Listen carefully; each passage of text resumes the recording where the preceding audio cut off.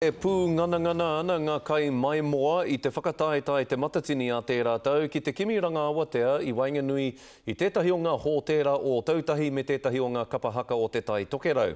Kāore te hōtēra Redwood I whakai ki te tono a te kapahaka o Hātea, arā kia noho rātou ki reira mō ngā rā ērima o te whakataetae.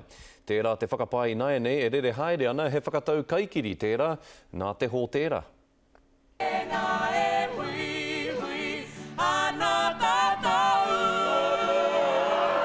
Ngā reo rōreka o Hātea e kene ka ngaro I te matatini kua kore he wāhi noho mā te rōpū ki o tautahi.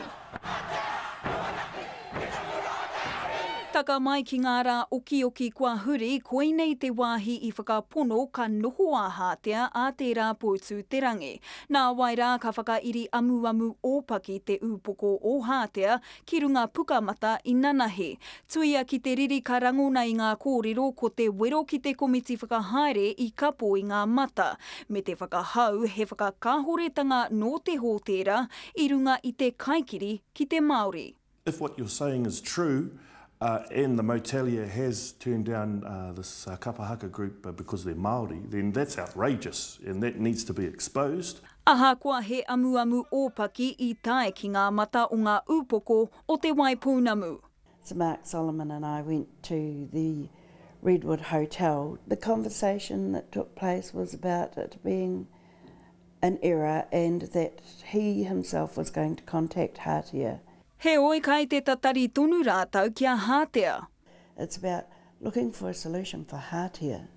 That's my prime objective. O tira, he rangi e whakatangi hia ana e te mema o te taitunga. As Māori, we know that if we descend on a particular hui or an event, people are always looked after, and I know that Ngāi Tahu, in fact, Te Waipounamu, as a whole, we are delighted to be hosting the matatini. Ki hai ngā māngai o Hātea I te kōrero ki te hunga pāpāho, e waiho noa ana I te take ki te ao kōtui pāpori, whakatau ai. Hātea need accommodation. We will do our utmost best to help them find it. Me te mana ko ka rangona, ka kitea a Hātea ki te matatini a te rātau. O Rini Tipene Leach, Te Karere.